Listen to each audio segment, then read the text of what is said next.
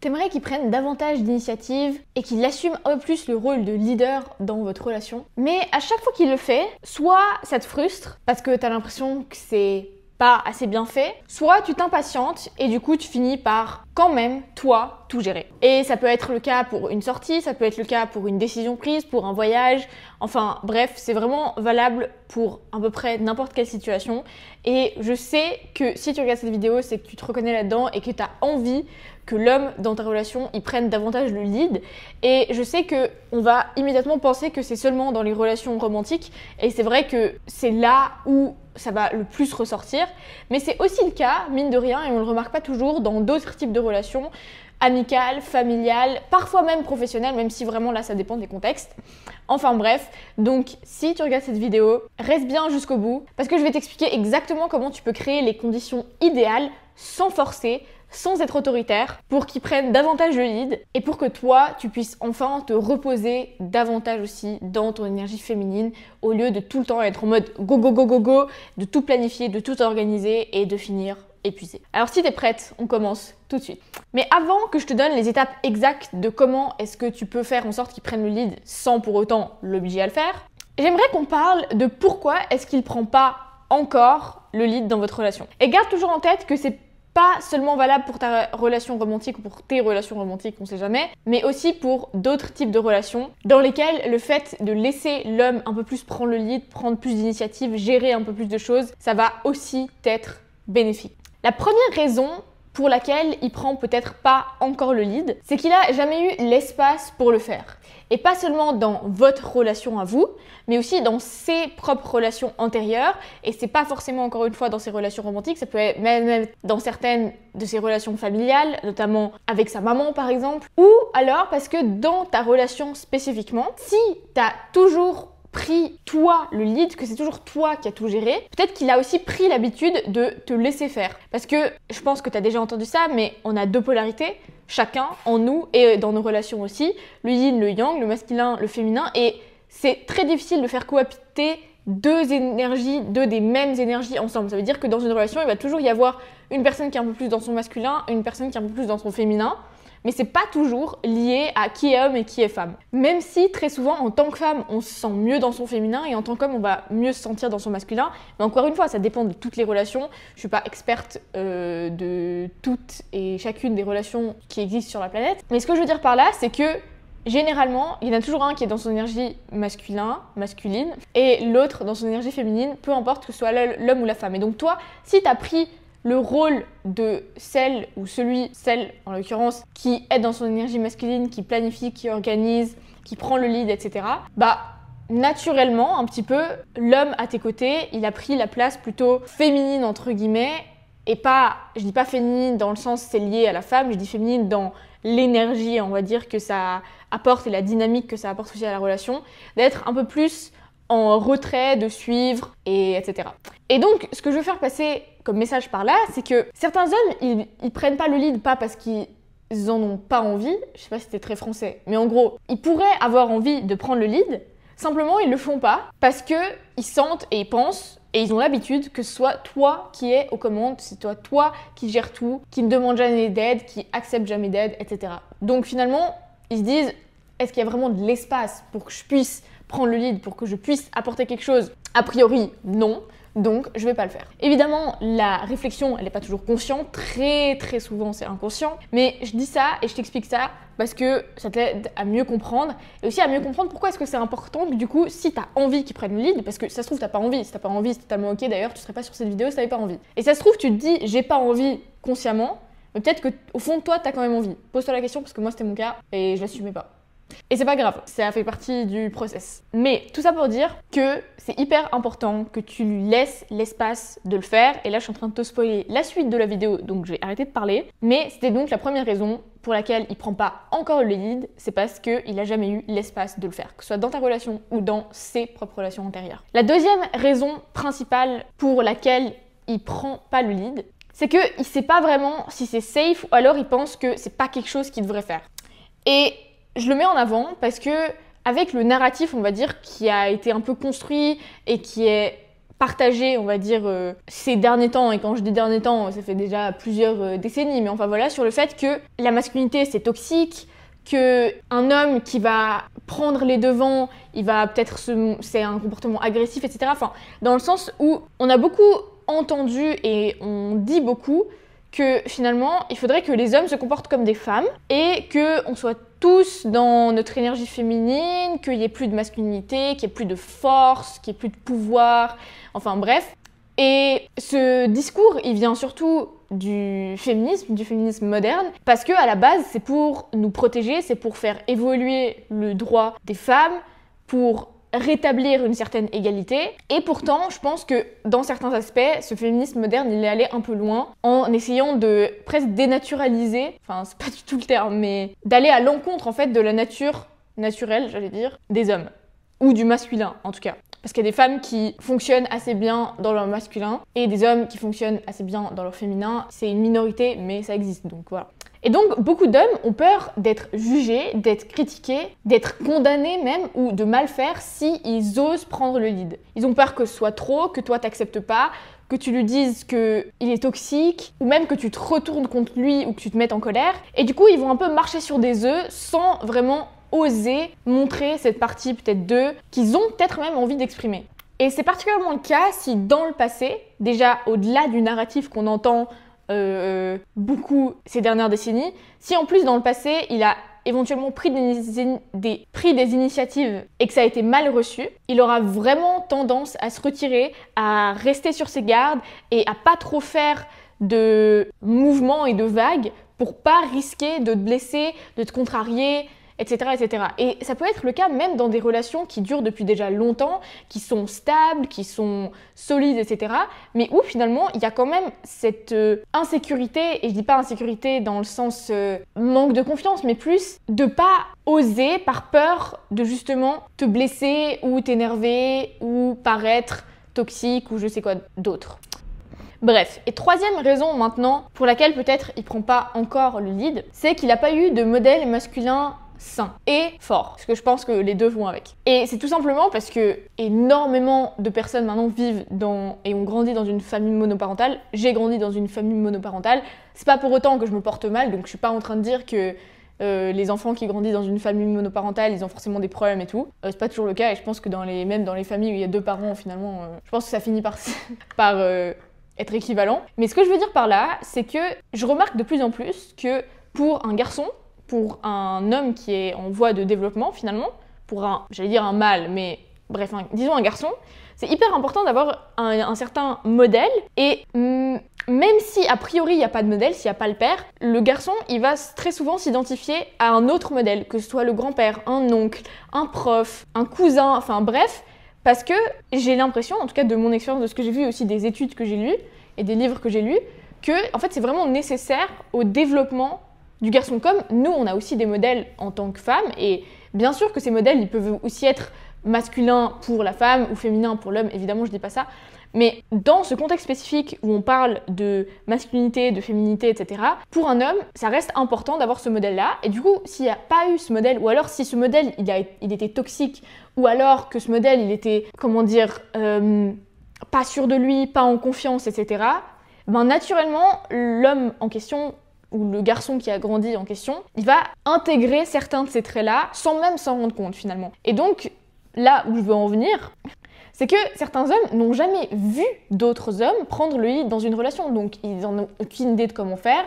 Ils pensent que ça n'existe pas, ou alors que si ça existe, ben, en tout cas c'est pas leur truc, parce qu'ils ont tout simplement pas grandi avec un exemple de masculinité saine et assumée. Parce que pour moi, je pense pas qu'une masculinité saine, c'est une masculinité qui essaye de se réduire, de se faire petit, de se cacher, etc. parce que c'est mal vu ou je sais quoi. Et donc ce que je dis là, c'est pas pour lui donner des excuses ou je ne sais quoi et s'apitoyer sur son sort, mon pauvre petit et tout ça, t'as pas eu de modèle masculin, c'est pas du tout ça. Mais c'est juste une réalité en fait, et c'est important de le garder en tête, comme ça on peut mieux comprendre l'image globale de ce qui se passe. Maintenant, plongeons dans le cœur du sujet. Et on va commencer non pas par ce qu'il faut faire, mais ce qu'il faut surtout pas faire si tu veux qu'il prenne le lead dans votre relation. La première chose à ne surtout pas faire, c'est de le forcer ou de le critiquer. Si tu es toujours dans cette posture de dire tu devrais faire ça, pourquoi est-ce que tu fais pas ça? Lui il fait ça et toi pas. Ben tu peux être sûre et certaine qu'il se sentira pas libre et en tout cas pas motivé à le faire naturellement. Et s'il le fera, ça sera sous contrainte, donc moyen. Si tu essayes d'imposer en fait cette manière de faire, cette manière d'être, ça va pas fonctionner. Tu vas très vite te rendre compte que lui ça va aussi peut-être l'épuiser et qu'il va globalement pas vraiment se sentir à l'aise dans ce rôle-là. Ce qui fait que ce sera pas durable et c'est pas le but. La deuxième chose à surtout pas faire si tu veux qu'il commence à prendre le lead dans ta relation, c'est prendre le contrôle ou reprendre le lead toi dès qu'il hésite ou dès que ça prend un peu trop de temps selon toi. Et ça, j'ai un peu galéré avec au début parce que j'aime que les choses soient faites bien, rapidement et qu'on perde pas de temps et que ce soit fait de manière efficace, etc. Et quand j'ai essayé de redonner en fait ce rôle de leader aux hommes dans mes différentes relations et spécifiquement dans ma relation romantique, j'avais beaucoup de peine en fait à accepter le délai finalement qu'il y avait entre une décision, l'action, la réflexion, etc. Et j'étais très souvent tentée, et je l'ai fait probablement plusieurs fois, de finalement dire non mais en fait c'est bon, tu sais quoi, au final c'est bon, je vais le faire moi. Parce que ça allait pas assez vite, parce que c'était pas comme j'aurais fait, ou alors parce que je me disais mais lui il prend cette option, mais en fait il fait un énorme détour et moi j'aurais pris cette option. Et du coup, j'étais en mode mais non, on va prendre cette option. Alors que si t'as vraiment envie qu'il prenne le lead, il y a aussi cette phase-là à accepter que lui déjà il puisse faire les choses différemment et que ça puisse aussi prendre plus de temps. Donc si tu laisses une responsabilité, une décision, une organisation à faire, etc., mais que dès qu'il tarde à agir, tu reprends les rênes, encore une fois, tu lui laisseras pas l'espace nécessaire pour qu'il puisse s'affirmer, pour qu'il puisse justement reprendre un peu ce rôle-là que tu as envie qu'il reprenne. Et je sais que des fois le silence, l'attente ou tout simplement le temps passé à faire quelque chose qui aurait pu être fait de manière plus rapide et peut-être plus efficace, ça peut vraiment être hyper inconfortable, surtout quand tu as l'habitude de faire les choses tac tac tac, que tu es quelqu'un d'ambitieux, de déterminé, qui travaille dur, qui travaille beaucoup, etc. T'as pas du temps à jeter dans le vide, mais ça fait partie du processus et finalement c'est aussi un bon travail à faire sur toi, et je le dis parce que je suis encore dans ce processus-là, d'apprendre à juste être ok avec le fait que ça puisse aller lentement, que ce soit pas direct comme ça, en un claquement de doigts que ça arrive, et qu'il puisse y avoir plusieurs façons de faire quelque chose et d'être ouverte à ça. Et c'est quand tu vas devenir confortable aussi avec cette attente, etc., que lui va vraiment sentir que en fait c'est ok, qu'il a le droit de prendre le temps, que finalement il a l'espace, c'est vraiment cette notion d'espace que je veux que tu retiennes pour pouvoir un peu entrer davantage dans ce rôle de leader. Et la troisième erreur à surtout pas faire quand tu veux que l'homme dans ta relation il prenne davantage le lead, c'est d'espérer un changement qui soit immédiat. C'est-à-dire que, imaginons, tu ouvres une discussion là-dessus, tu dis bah moi écoute, ça me ferait plaisir si tu prenais un peu plus le lead, que tu prenais plus de décisions, que tu organisais des trucs, etc. Tu peux même lui donner des exemples concrets. Et qu'une semaine plus tard, quand il a toujours pas pris le lead, tu sois en mode mon coco, ça fait une semaine là déjà. Et encore une fois, on revient à ce temps un peu d'attente. Mais ce qu'il faut garder en tête ici, c'est qu'un homme qui n'a pas l'habitude de prendre le lead, qui peut-être a jamais pris le lead de sa vie parce qu'on lui a toujours dit qu'il devait se faire petit, qu'il devait pas montrer sa force, qu'il devait pas diriger, qu'il devait pas donner des ordres, etc., etc. Donc qui finalement se cache et qui se renferme un petit peu, il va pas pouvoir devenir un leader pro en littéralement une journée ou une semaine. Ça prend vraiment du temps. Et c'est au fur et à mesure qu'il le fera et que tu vas aussi souligner ce qu'il aura fait de manière positive en disant bah merci, franchement ça m'a fait trop plaisir que tu organises ça, c'était hyper cool, ça m'a fait me sentir tellement bien X, Y, Z, c'est là que tu vas voir un vrai changement. Bref, maintenant je suis en train de te spoiler la suite, donc on va directement plonger là-dedans. Comment est-ce que tu peux l'encourager à prendre le lead en 4 étapes? Et en fait, c'est un peu l'inverse de ce que je viens de dire. C'est-à-dire que la première chose à faire, c'est de lui laisser l'espace. L'espace, l'espace, l'espace. S'il y a une chose que tu peux retenir de cette vidéo, c'est le mot espace. Ancre bien ça dans ta tête et dans ton cœur. Donc quand il veut organiser quelque chose, laisse-lui l'initiative. Vraiment, laisse-lui. Même si ça prend plus de temps, même si tu l'aurais pas fait comme ça, même si tu serais allé ailleurs, même si tu aurais fait les choses complètement différemment et que tu as l'impression que sa manière de faire, c'est pas la bonne. Et ça peut même être quand vous cuisinez quelque chose ensemble. Ça, c'est un hyper bon exercice et c'est hyper dur, mais vraiment, il faut bien respirer. Il faut que tu fasses des exercices de respiration pendant, limite, tu fais une méditation avec les yeux ouverts. Pendant que vous cuisinez, essaye de toi organiser à la limite, si tu veux un peu le préparer à prendre le lead sans lui dire directement, imaginons, de faire un exercice, un atelier un peu cuisine, et là, tu poses l'intention pour toi-même, sans nécessairement lui dire, enfin tu peux si tu veux, que tu vas lui laisser faire les choses à sa manière, et pas à ta manière comme tu l'aurais fait. Ça veut dire que quand, au lieu de bien vider le pot de sauce tomate et de prendre la lécheuse pour enlever tout ce qu'il y a au fond parce que toi, t'es anti-gaspillage et du coup tu supportes pas qu'on laisse de la nourriture au fond des bocaux, ça c'est moi, et que lui il le fait pas parce que c'est pas sa façon de faire, tais-toi. Enfin, je sais que ça te dérange, mais vu que là on est dans la démarche de essayer de faire en sorte qu'il prenne le lead, pour le coup, laisse-lui faire à sa manière.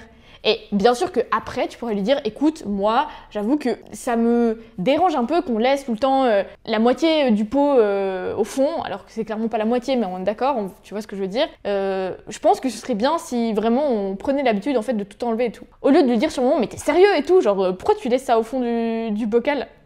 Et je l'ai fait, donc c'est pour ça que j'utilise cet exemple. Voilà. Vous saurez maintenant. Et donc c'est un très bon exercice et c'est vraiment très dur, je te garantis que c'est dur, même si ça paraît un petit truc, même si c'est juste faire des pâtes, tu vas voir qu'il y a plein d'éléments dans juste faire des pâtes avec une sauce tomate, ce qui est hyper simple, que tu vas avoir envie de le corriger, tu vas avoir envie de lui dire bah non c'est pas comme ça mais t'es sérieux ou quoi. Et c'est là l'exercice pour toi de lui laisser l'espace. Parce qu'au final, même s'il laisse un peu de sauce tomate au fond du bocal, c'est pas si grave. Ça va tuer personne.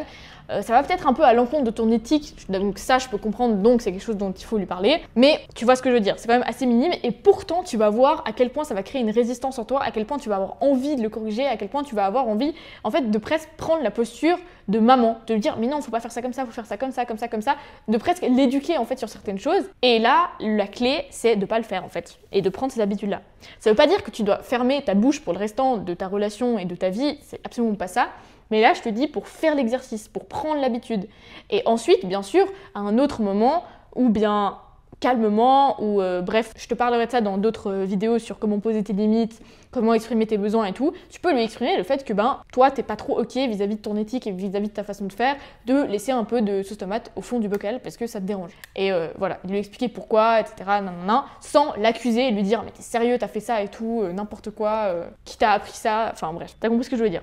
Deuxième étape pour qu'il prenne davantage le lead, c'est lui montrer que c'est safe de le faire, que tu vas pas te retourner contre lui, que tu vas pas tout d'un coup exploser, que tu vas pas l'accuser, que tu vas pas penser que c'est quelqu'un de toxique parce qu'il prend le lead ou je sais quoi. Je ne sais quoi. Pourquoi je fais que dire je sais quoi là depuis avant? Parce que ce qu'il faut que tu comprennes ici, si tu as envie qu'il prenne le lead toujours, si ça se trouve c'est pas le cas, mais tu t'aurais pas regardé la vidéo jusqu'ici, c'est qu'un homme il prendra naturellement plus le lead quand il sent qu'il a le droit à l'erreur, entre guillemets, et que surtout que toi t'es ouverte à ce qu'il le fasse. Pas à ce qu'il fasse des erreurs, enfin aussi, mais à ce qu'il prenne le lead et à ce qu'il prenne des décisions et qu'il prenne plus d'initiative. Et que s'il le fait, il sera pas ridiculisé, il sera pas jugé, il sera pas critiqué, il sera pas condamné, limite, parce que ça peut être aussi une peur d'être montré du doigt publiquement en mode lui, il fait ceci, cela, nanana, il est toxique, je ne sais quoi. Parce que honnêtement, mine de rien, ça arrive hyper souvent et dans certains cas, et dans la plupart des cas, je pense même,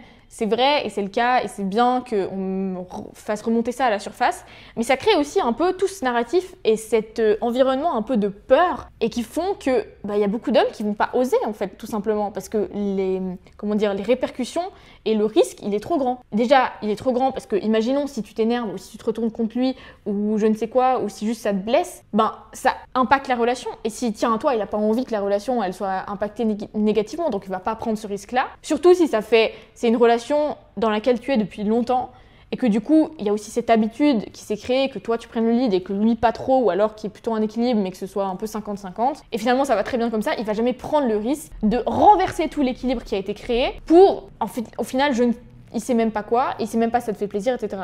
Donc il faut vraiment lui montrer que c'est safe, que toi t'as envie en fait, littéralement, qu'ils prennent cette posture-là et que tu valorises celles qui prend déjà, même si elles sont petites, même si elles sont pas incroyables, etc. Et donc là, pareil, s'il prend une décision ou s'il fait quelque chose de manière différente, au lieu de lui expliquer ce que toi t'aurais fait à la place et comment ça aurait été beaucoup plus efficace, beaucoup plus rapide et beaucoup moins compliqué, montre-lui que en fait t'apprécies qu'il ait pris cette initiative finalement et que peut-être que ça te montre une autre façon de faire les choses que t'aurais pas forcément imaginé de base. Troisième étape pour qu'il prenne davantage le lead, c'est d'accepter que ça prenne du temps. Et ça revient à tout ce que j'ai dit avant, donc je vais pas le répéter, mais c'est vraiment l'idée qu'un homme qui a pas l'habitude de prendre le lead, qui a pas eu d'exemple de modèle masculin sain qui prenne le lead, ou qui l'a juste jamais fait de sa vie, ou alors qui s'est fait réprimander par le passé pour l'avoir fait, doit vraiment réapprendre en fait à le faire ou apprendre à le faire directement. Et ça prend du temps comme n'importe quelle compétence entre guillemets. Et comme toi aussi, ça va prendre du temps de te reposer un peu plus dans ton énergie féminine, d'accepter d'être dans cette énergie-là et de pas culpabiliser, de pas te sentir faible pour ça, de voir la puissance qu'il y a dans cette énergie féminine, etc. Ça prend du temps, ça se fait pas en un claquement de doigts. Et je sais que tu es probablement impatiente comme moi. J'ai zéro patience, donc force à tous les gens qui me côtoient tous les jours. Ça doit pas être facile. Enfin, non, j'abuse un peu là, mais quand même un peu. Et donc là, ironique de ma part de dire ça du coup, mais il faut avoir de la patience. J'ai pas de patience et j'ai réussi à le faire. Donc en vrai, c'est faisable, même si t'as pas de patience. Mais c'est un bon exercice aussi. Et ce qu'il faut aussi comprendre ici, c'est que au-delà, je crois que j'ai utilisé le mot compétence avant ou capacité ou je sais pas quoi, mais en fait ça va beaucoup plus loin que ça. C'est pas vraiment une question de compétence ou de capacité, c'est plutôt une question de confiance en soi. Et c'est plutôt une question de quelle confiance il a en lui et dans votre relation pour pouvoir oser en fait prendre ce step-là et prendre davantage le lead. Et du coup, 4e étape pour qu'il prenne davantage le lead, c'est de lui expliquer à quel point ça te fait du bien, à quel point quand il prend le lead, même si c'est sur des petites initiatives, des petites décisions, des petits éléments d'organisation comme faire les pâtes différemment que toi. Non, j'abuse avec cet exemple. Mais montre-lui, genre vraiment souligne le fait que ça te fait plaisir. Évidemment, ça sert à rien de mentir, si ça t'a pas fait plaisir, dis-lui pas que ça t'a fait plaisir. Mais si ça t'a fait plaisir, ose lui exprimer aussi le fait que ça a été le cas. Et tout simplement parce que n'importe qui, et les hommes en particulier, aiment se sentir utiles et apporter quelque chose dans la relation. Et du coup, s'ils voient que toi, ça te fait plaisir, que ça te fait sourire, que t'es beaucoup mieux, que t'es beaucoup plus détendu, beaucoup plus reposé, que t'es pas tout le temps stressé, etc., ou que du moins ça t'enlève une certaine charge, il va être content et motivé à le faire davantage parce qu'il va être en mode « Ah, mais je vois qu'en fait, ça a un vrai impact. C'est pas juste, elle me dit ça comme ça, ou alors c'est pas juste, j'ai fait ça dans le vide et ça change absolument rien. Mais elle, ça lui fait du bien, ça la rend heureuse, etc. Donc je vais continuer. Grosso modo, c'est ça. On est d'accord que c'est pas autant simplet que ça, mais plus ou moins. Bref, donc ici, ce que tu dois retenir, c'est que quand ça te fait plaisir, quand tu ressens du plaisir et du bien-être et un certain relâchement peut-être, ou bref, faut voir aussi ce qui se passe en toi, etc. Quand il prend le lead, dis-lui, vraiment, dis-lui. C'est le fait de vraiment aller renforcer cette habitude chez lui et cette confiance aussi en lui et en le fait que que c'est pas mal en tout cas ce qu'il fait et que c'est même bien au contraire, que ça va vraiment faire évoluer les choses. Bref, on arrive déjà à la fin de cette vidéo. Et ce que j'aimerais t'inviter à faire aujourd'hui, c'est de réfléchir à une question. C'est est-ce que tu as tendance à prendre le contrôle par habitude parce que tu penses qu'il va pas faire les choses assez bien ou du moins comme toi tu l'aurais fait? Et est-ce que si tu as envie de lui laisser prendre le lead, est-ce que tu lui laisses vraiment l'espace de le faire? Et je ne pose pas cette question pour t'accuser ou je ne sais quoi. Mais je te pose ces questions pour que juste tu puisses réfléchir vis-à-vis de toi-même et déjà commencer en fait ce travail-là parce que je te promets que si tu réponds à ces questions et que tu mets en place les petits action steps que je t'ai donnés avant, tu vas voir une vraie différence. Vraiment. Et donc, dans la semaine aussi qui vient, ou ce week-end, ou peu importe quand tu as du temps, fais un test. Soit tu peux faire le test de l'atelier cuisine que j'ai expliqué avant, donc de lui laisser un peu organiser lui, même si vous faites ensemble, hein, mais de le laisser faire et de voir là où tu as envie d'intervenir, tu as envie de le corriger, tu as envie de lui dire mais c'est n'importe quoi ce que tu fais, et de respirer et dire ok c'est juste de la cuisine. S'il coupe le lion différemment de moi ou s'il laisse un peu de sauce tomate au fond du bocal, au final, c'est pas si grave. Bien sûr, tout en posant tes limites, s'il y a vraiment un truc qui est pas ok, encore une fois, c'est pas une question de juste te taire et accepter tout ce qui se passe. Vraiment pas. Je suis pas du tout comme ça. Je suis même un peu l'inverse. J'ouvre un peu trop ma bouche parfois pour rien. Et je suis pas quelqu'un qui hésite à dire quand il y a quelque chose qui va pas. Même au contraire d'ailleurs. Donc, fais cet exercice et aussi partage-moi en commentaire si tu as déjà essayé de laisser un homme un peu plus prendre le lead, que ce soit dans une relation romantique ou pas. Et comment est-ce que ça s'est passé? Est-ce que tu as intervenu du coup? Et je suis sûre que du coup, tu as déjà eu cette expérience où par exemple, tu es en train de cuisiner et tu vas lui dire qu'il fait ça pas de la bonne manière et de lui montrer comment faire à la place. Bref, donc teste ça, teste l'atelier cuisine ou ça peut être dans un autre contexte aussi, peu importe. Et viens m'écrire quand tu l'as fait sur Instagram, je te mettrai le lien dans la description pour me dire comment ça s'est passé, comment tu l'as ressenti. Tu peux le mettre en commentaire aussi si tu es à l'aise de le faire. Et d'ailleurs, si tu as aimé la vidéo, laisse un petit pouce en l'air et abonne-toi pour pas louper les prochaines parce que là, je suis en train d'en filmer plein. J'ai très hâte qu'elles sortent parce qu'elles sont vraiment super. Je me sauce, mais c'est vrai. Bref, conclusion, faire en sorte qu'ils prennent le lead, c'est pas une question de le forcer, mais de créer l'environnement pour le faire. Donc un environnement où il se sent safe de le faire, où tu lui montres que ça te fait plaisir, tu lui montres ce que ça t'apporte et que tu lui laisses l'espace, en fait, tout simplement de le faire. L'espace, l'espace, l'espace, c'est le seul mot que tu dois retenir de cette vidéo. Voilà tout, merci beaucoup de l'avoir regardé jusqu'ici et je te dis à tout bientôt pour la prochaine.